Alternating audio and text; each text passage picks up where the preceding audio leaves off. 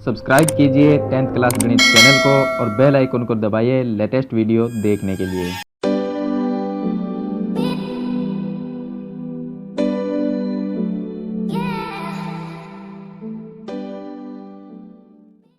Hello students, आज हम कक्षा 10 गणित की प्रश्नावली 3 जिसका नाम है दो चर वाले रैखिक समीकरण युग्म। इसका हम उदाहरण नंबर 4, 5 और 6 तीन उदाहरण इस वीडियो में सरल करेंगे। पीछे वाली वीडियो में मैंने आपको उदाहरण नंबर 1 से लेकर उदाहरण नंबर 3 तक बता दिए हैं। अगर वो वीडियो आप नहीं देखी तो डिस्क्रिप्शन में आपको उसका लिंक मिल जाएगा, वहाँ से आप उसको देख सकते हैं और ये NCERT बुक में है। तो देखिए यहाँ पर उदाहरण नंबर 4 में हमें दिया गया है कि ग्राफ द्वारा जांच कीजिए कि समीकरण युग्म का जो हल है वो संगत है। यदि ऐसा है तो उसे ग्राफ द्वारा हल कीजिए। तो इस जो ये समीकरण नंबर 1 और 2 दी गई है, इसको हम ग्राफ से सरल करेंगे और इसका क्या हल है वो लिखेंगे। तो जैसा कि हम सब जानते हैं, अगर हमें इन समीकरण को ग्राफ से सरल करना है तो हमें इसके लिए x और y के वैल्यू है या उसका मान है वो हमें ज्ञात करना होगा। x y का मान निकालने के बाद ही हमें ग्राफ है वो बना सकते हैं। तो चलिए हम दोनों समीकरण से x और y का मान है वो ज्ञात करेंगे, उसके बाद में एक टेबल बनाएंगे। तो पहली समीकरण को मैं लिख देता हूँ x + 3y = 6। ये होगी पहली समीकरण। इसमें हम इसको इस तरह से लिख सकते हैं कि x को यहीं पर रखेंगे, बाकी 6 - 3y ऐसा लिख देंगे। अब x और y का वैल्यू ज्ञात करेंगे और हम टेबल बनाएंगे, उसमें लिखते जाएंगे। तो चलिए मैं यहाँ पर टेबल बना लेता हूँ। इसकी 3 मान इसके हम ज्ञात कर लेंगे। तो ये दो हमारी टेबल हो गई, पहली समीकरण से और दूसरी समीकरण की टेबल हो गई। पहली समीकरण में देखिए, मैं अगर x का मान y है इस साइड में तो y का मान लिखते जाएंगे, x का अपने आप निकल जाएगा सरल करेंगे तो y का मान अगर मैं 0 लिखता हूँ तो x का मान क्या आएगा। देखिए वो यहाँ पर मैं y की जगह 0 रख दिया तो 3y ये पूरा 0 हो गया। तो इस साइड में क्या रह गया 6, तो x का मान क्या आ गया 6 आ गया। अगर मैं y का मान 1 रखता हूँ, यहाँ पर 1 रखा y का मान, तो 3 एकम 3 और 6 - 3 करेंगे तो x का मान क्या आया 3 आया। तो x = 3। उसके बाद में y का मान 2 ले लेते हैं। y की जगह हमने 2 रख दिया तो 3 दूनी 6 हो जाएंगे, 6 - 6 करेंगे तो 0, यानी x का मान क्या आया 0। तो ये हो गया 0। अब y की वैल्यू और x की वैल्यू हम लिख देंगे। x का मान 6, y का मान 0, तो x का मान 6, यहाँ पर 0, ये आ गया 6। 1 और 3, y का मान 1 है, x का मान 3 है, y का मान 2 है, x का मान 0 है, तो ये लिख देंगे 2 और 0। इसी तरह से दूसरी समीकरण जो हमारे पास में है उससे भी हम इसके मान ज्ञात करेंगे। अब जो हमारे पास में दूसरी समीकरण दी गई है, इससे भी हम x और y का मान ज्ञात करेंगे और इस टेबल में रखेंगे। तो दूसरी समीकरण हमारे पास में है 2x - 3y = 12। इसको हम यहाँ से भी हम x का मान ही ज्ञात करेंगे। तो मैं इसको लिख सकता हूँ 2x, या 2 को हम यहाँ पर नहीं रखेंगे, x = 12 अपनी जगह है, माइनस में 3y है, इस साइड में लेके आएंगे तो प्लस में 3y, और जो x के पास में 2 है ये इसके बट्टे में आ गया 2, तो ये समीकरण बन गई। अब हम क्या है कि y का मान रखेंगे और x का मान अपने आप निकल जाएगा सरल करेंगे। तो अगर y का मान मैं 0 रख देता हूँ तो x का मान क्या आएगा। देखिए यहाँ पर 0 रखा तो ये पूरा 0 हो गया, 12/2 रह गया, तो 12/2 का मतलब कितना हुआ 6, x का मान क्या आया 6 आ गया। अब देखिए y का मान रखेंगे, तो अगर मैं y का मान यहाँ पर 1 रखता हूँ तो ये क्या होगा 3 होगा, और 12 + 3 15 हो जाएंगे। 15 में 2 का भाग तो चला जाएगा, लेकिन जो उत्तर आएगा वो पॉइंट में आएगा। तो इसलिए हम क्या है पॉइंट वाली संख्या नहीं रखेंगे, रख सकते हैं, रखने में कोई दिक्कत नहीं है। तो हम यहाँ पर क्या करते हैं 2 रख लेते हैं, वो भी माइनस में।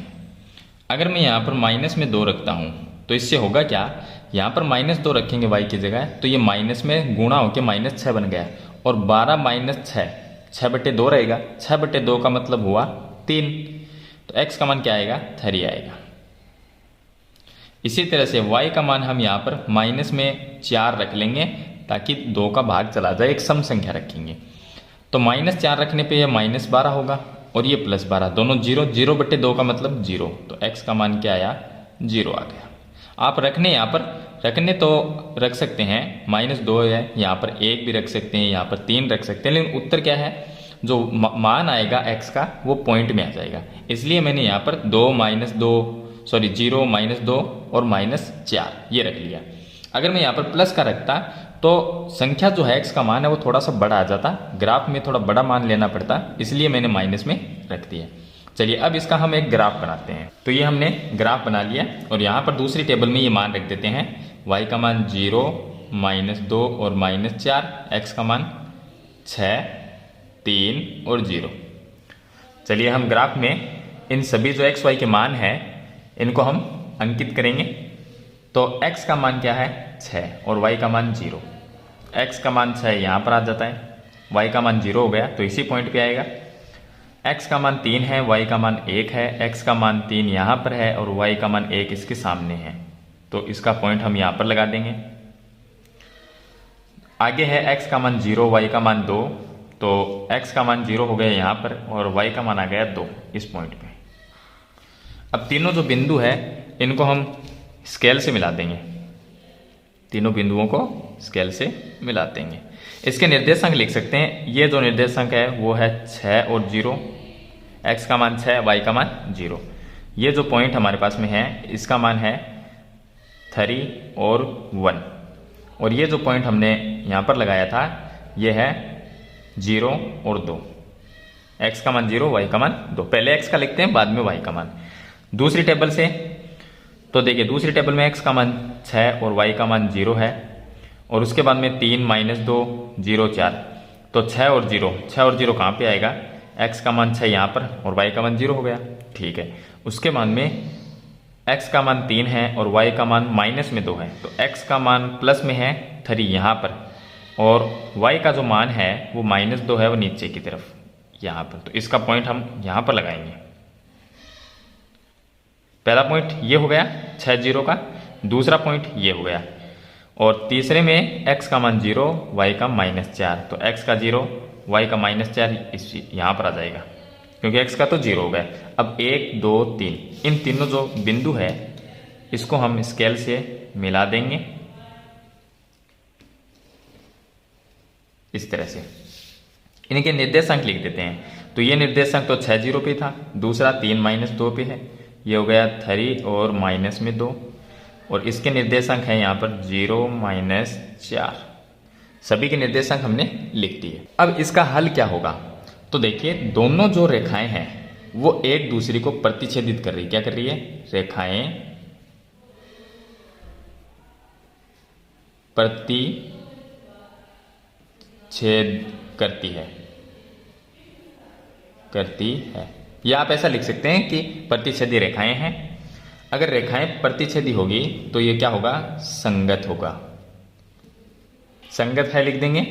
समीकरण युग्म जो है वो क्या है, संगत है, तो समीकरण युग्म संगत है यह हो जाएगा क्योंकि रेखाएं क्या है, प्रतिच्छेदित कर रही है, एक दूसरे को प्रतिच्छेद करती है, तो समीकरण युग्म संगत होते हैं और इसका एक अद्वितीय हल होता है, केवल एक ही हल होता है। एक हल क्या है हमारे पास में, दोनों रेखाएं इस पॉइंट पे कटती है, तो इसके निर्देशांक क्या हुए 6 और 0, तो इसका अद्वितीय हल है, अद्वितीय हल है। और यहां से हम x और y का मान लिख सकते हैं। x का मान तो हो जाएगा 6 और y का मान क्या होगा 0, ये इसका हल हो जाएगा। तो ये होगा इसी के साथ में उदाहरण नंबर 4। चलिए आगे हम सरल करते हैं उदाहरण नंबर 5। अब देखिए इसका उदाहरण नंबर 5, इसमें दिया गया है कि ग्राफ द्वारा ज्ञात कीजिए कि निम्न समीकरण युग्म का हल नहीं है या इसका अद्वितीय हल है या अपरिमित रूप से अनेक हल है। तो दोनों समीकरण से जो भी ग्राफ बनता है उसमें अगर दोनों रेखाएं समांतर है तो उसका कोई भी हल नहीं होता। अगर एक दूसरे को प्रतिच्छेदित करती है तो उसका अद्वितीय हल होता है, यानी सिर्फ एक ही हल होता है, जिस बिंदु पे दोनों रेखा प्रतिच्छेद कर रही है वो इसका हल होता है। और अनेक हल का मतलब है, अनेक हल कब होंगे, जब दोनों रेखाएं एक दूसरे के ऊपर आ जाए, यानी जिसको हम कहते हैं संपाती रेखाएं एक दूसरे के ऊपर हो तो उसमें क्या होंगे, अनेक हल होंगे। तो ये चीज हमें इसमें बतानी है कि जो समीकरण दी गई है उनका कोई हल नहीं है या अद्वितीय हल है या अनेक हल है। तो हम चलिए शुरू करते हैं इसको। तो सबसे पहले हम समीकरण नंबर 1 को सरल करते हैं। समीकरण नंबर 1 में हम लिख सकते हैं 5x बराबर, एक को इस साइड में लेके आएंगे -1 बन गया, प्लस 8y, सॉरी माइनस में 8y है, इधर आके प्लस में 8y बन गया। अब x बराबर -1 प्लस में 8y बट्टे में लिख सकता हूँ 5। इस समीकरण से x y का मान ज्ञात कर लेंगे और इसी तरह से यहाँ से भी हम समीकरण ज्ञात करेंगे। तो चलिए इस समीकरण में पहले x का मान ज्ञात, x और y का मान ज्ञात करेंगे। तो यहाँ पर y है तो हम y का मान रखते जाएंगे, x का मान आ जाएगा। y का मान हम क्या रखेंगे, 0 रखेंगे। y का मान हमने क्या रखा, 0। तो x का मान क्या आएगा, x बराबर, साथ में हम इसको सरल करते चलेंगे।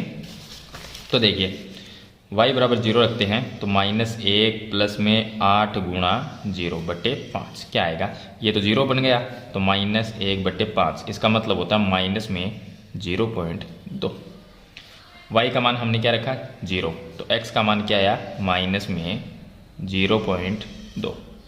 फिर हम y का मान 1 रख लेंगे तो x का मान क्या आएगा, अगर मैं यहाँ पर 1 रखता हूँ तो ये बन गया 8 एकम 8, 8 माइनस 1 करेंगे तो 7, 7 बटे 5, 7 बटे 5 का मतलब कितना हुआ, 7 बटे 5, 7 में 5 का भाग दे दीजिए, 1.4 आएगा, 1.4 भाग देके देखिए, 7 में 5 का अगर भाग देंगे, एक बार चला गया, 5 एकम 5, फिर 2 आ गया, 0.020 हो गया, इसमें 4 बार भाग चला गया तो कितना आया, 1.4 आया।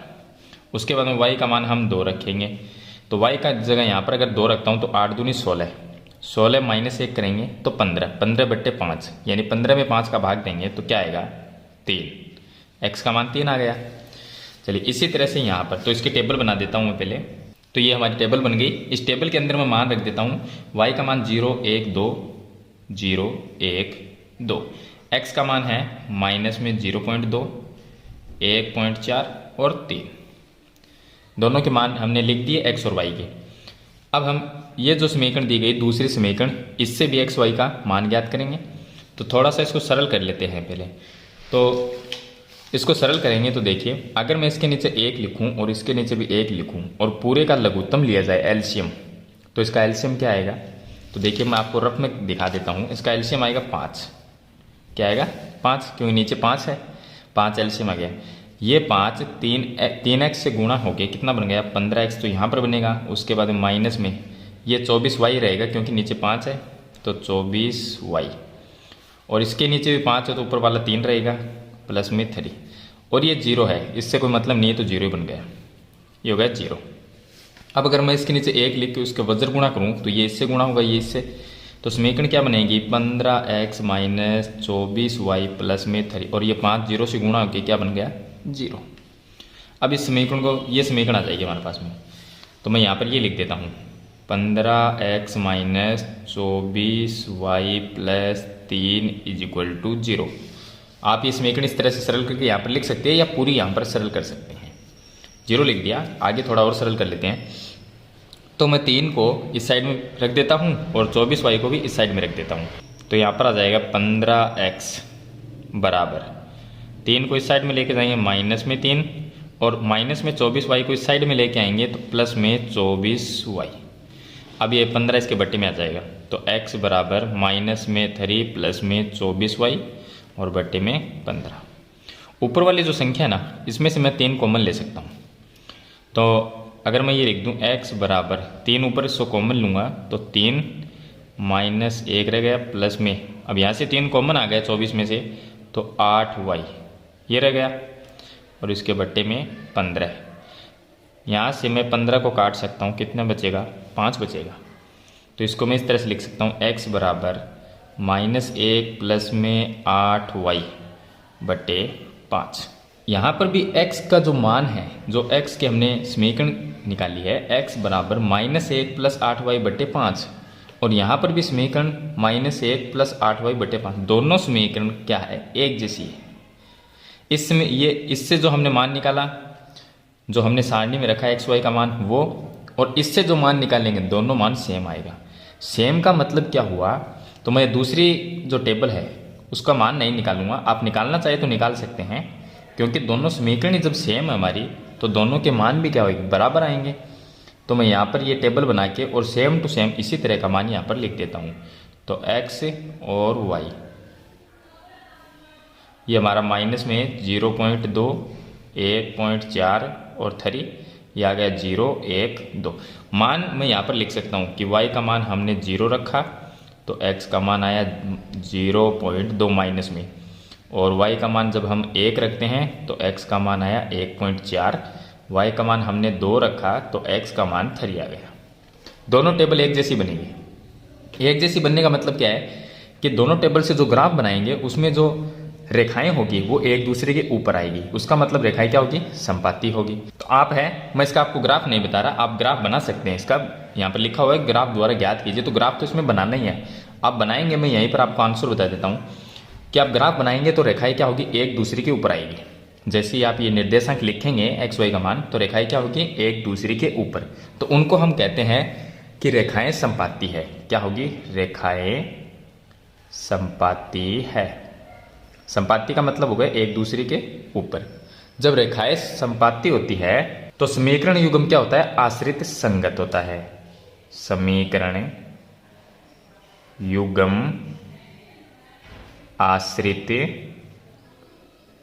संगत है, आश्रित संगत होगा। और निकाय जो है उसके क्या होंगे, अनेक हल होते हैं। इसका आंसर ये होगा, अनेक हल। क्योंकि जब रेखाएं एक दूसरे के ऊपर आती है, ये रेखा एक जा रही है, इसी के ऊपर दूसरी लाइन आ गई, ये तो एक दूसरे के ऊपर आती है, तो जो भी जहां जहां पर भी जो पॉइंट होते हैं वो सभी हल होते हैं। यानी हम ये नहीं कह सकते कि ये इसका हल होगा या ये होगा, ये नहीं कह सकते। जहां भी इसके निर्देशांक है वो सभी इसमें हल होते हैं। जहां जहां पर भी हमने पॉइंट लगाए हैं वो सभी क्या है, हल होते हैं। तो हम क्या लिखेंगे कि निकाय के अनेक हल है, निकाय के अनेक हल होंगे, ये इसका आंसर हो जाएगा। तो इसमें ग्राफ आप बना सकते हैं, बना लीजिए इसका ग्राफ। चलिए इसके बाद में हम शुरू करते हैं उदाहरण नंबर इसका 6। अब देखिए इसको उदाहरण नंबर 6 है, बहुत ही सरल है। इसमें लिखा है कि चंपा एक सेल में कुछ पैंट और स्कर्ट खरीदने गई। क्या खरीदने गई, पैंट और स्कर्ट। जब उसकी सहेलियों ने पूछा कि प्रत्येक के कितने नग खरीदे, तो उसने उत्तर दिया कि स्कर्ट की संख्या खरीदी गई पैंटों की संख्या की 2 गुने से 2 कम। स्कर्ट की संख्या खरीदी गई पैंटों की संख्या की 4 गुने से भी 4 कम। सहेलियों की यह जानने के लिए सहायता कीजिए कि चंपा ने कितनी पैंट और स्कर्ट खरीदी। तो अब देखिए हम ये मान लेते हैं कि पैंटों की संख्या, पैंटों की संख्या, पैंटों की संख्या को हम x मान लेते हैं, और स्कर्ट जो है उसकी संख्या हम y मान लें। स्कर्ट की संख्या उसको हम y मान लेते हैं। अब इसने क्या कहा, इसने ये कहा कि स्कर्ट की संख्या, स्कर्ट क्या है, y माना है, तो स्कर्ट की संख्या यानी y बराबर स्कर्ट की संख्या खरीदी गई कितनी, पैंटों की संख्या की 2 गुनी। तो पैंट की संख्या क्या है, x है, इसका 2 गुना का मतलब हुआ 2x, तो ये लिख दिया 2x। 2 गुनी तो हमने कर दी, 2 गुनी से 2 कम, कम का मतलब -2, 2 गुनी तो कर दी, उससे भी 2 कम तो -2, तो ये 2 कम हो गया। चलिए ये समीकरण नंबर 1 बन जाती है। यहाँ तक हमने सरल कर लिया। आगे क्या लिखा कि स्कर्ट की संख्या खरीदी गई, फिर से हम लिखेंगे y बराबर स्कर्ट की संख्या खरीदी गई पैंटों की संख्या की 4 गुनी। ये तो हो गया 4 गुनी, पैंट की संख्या क्या है x, इसकी 4 गुनी 4x। 4 गुनी से भी 4 कम, कम का मतलब कितनी कम, 4 कम तो -4, 2 कम तो -2, 4 कम तो -4, 5 कम तो -5, इस तरह से। ठीक है, गुनी का मतलब होता है कि उसकी 4 गुनी, यानी कि पैंट की संख्या की 4 गुनी, तो पैंट की संख्या x है, इसकी 4 गुनी 4x। अगर ये कहता पैंट की संख्या की 6 गुनी तो x को 6 से गुना कर देते। तो ये समीकरण नंबर बन गई 2। अब इसको ज़्यादा सरल करने की आपको ज़रूरत नहीं है, 2 टेबल बना लीजिए, क्योंकि यहाँ पर y बराबर है और यहाँ पर भी y बराबर है। 2 टेबल बना लेंगे और 2 टेबल में x y का मान है वो ज्ञात करके लिखेंगे। तो सबसे पहले हम x y का मान ज्ञात करेंगे। तो यहाँ से इस साइड में देखिए, यहाँ पर x है, x का मान रखते जाएंगे, y का मान आ जाएगा इसमें भी x का मान ही रखेंगे, y का मान सरल करेंगे तो निकल जाएगा। तो मैं लिख देता हूँ कि x का मान पहले 0 लिखते हैं। अगर मैं यहाँ पर 0 लिखूँ तो ये 0 बन गया, पीछे रह गया -2, y का मान क्या आया -2, y बराबर -2। अगर मैं x बराबर 1 लिखता हूँ तो y बराबर, यहाँ पर 1 रखा तो 2 एकम 2, फिर 2 - 2 क्या बन गया 0, ये बन गया। तो y का मान क्या आ गया 0। x का मान अगर मैंने लिखा 2 तो y का मान क्या आएगा, अगर मैं यहाँ पर 2 रख देता हूँ तो 2 दूनी 4, 4 - 2, 2 ही आएगा, ये भी 2 आएगा। इसी तरह से यहाँ पर, अब इसके नीचे मैं टेबल बना देता हूँ एक, तो ये टेबल बन गई, इसमें मैं मान लिख देता हूँ। x का मान 0 1 2, 0 1 2, y का मान है -2 0 फिर 2। इसी तरह से इस साइड में भी हम टेबल बना लेंगे, x y का मान निकालेंगे। तो x का मान अगर मैं 0 रख देता हूँ, छोटे से छोटा मान रखते हैं हम जितना हो सके। x का मान 0 रखा तो y का मान क्या आया, अगर मैं यहाँ पर 0 रखता हूँ तो ये 0 बन गया, y का मान -4 आएगा। x बराबर 1 रखने पर y का मान क्या आएगा, अगर x की जगह मैंने 1 लिखा तो ये बन गया 4, 4 - 4 क्या आया 0।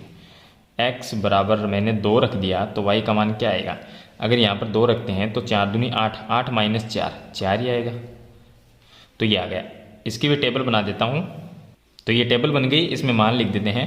x का मान 0, फिर 1 रखा था, फिर 2, और y के मान आए हैं -4 0 और 4। आपको इस तरह से देखना है कि x का मान 0, y का मान 4, 0 4 1 0 और 2 4। अब चलिए इसका ग्राफ बनाते हैं और फिर हम लास्ट में ये बताएंगे कि उसने कितनी तो पैंट खरीदी और कितनी स्कर्ट खरीदी। तो ये हमने एक ग्राफ है वो बना लिया है। ग्राफ में हम जो भी हमारे पास में टेबल नंबर 1 और टेबल नंबर 2, 1 नंबर टेबल से हम मान रखेंगे x का मान क्या है 0, y का मान -2। तो x का मान 0 और y का मान -2 यहाँ पर आ जाएगा इस पॉइंट पे। उसके बाद में x का मान 1 और y का मान 0, तो y का मान तो 0 ही होगा, x का 1 इस पॉइंट पे आ जाएगा यहाँ पर। उसके बाद में 2 और 2, x का मान भी 2, y का भी 2 है, तो ये x का और यहाँ पर y का, इसका पॉइंट यहाँ पर लगा दें। अब तीनों जो पॉइंट है इनको हम स्केल से मिला देंगे।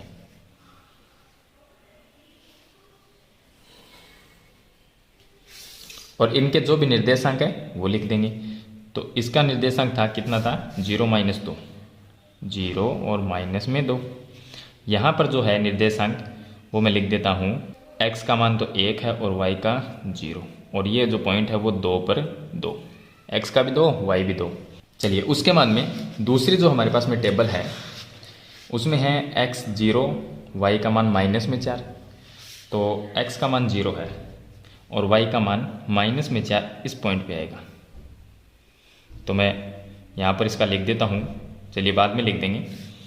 उसके बाद में 1 और 0 2 4, 1 0, तो x का मान 1 यहाँ पर आएगा और y का मान 0 हो जाता है, तो 1 और 0 इसी पॉइंट पे आएगा।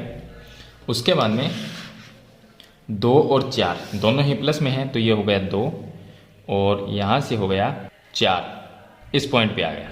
तो देखिए यहाँ पर हमने जो पॉइंट लगाया था थोड़ा सा गलत हो गया, क्योंकि ये पॉइंट है x का मान इसमें 0 है और y का मान -4 है।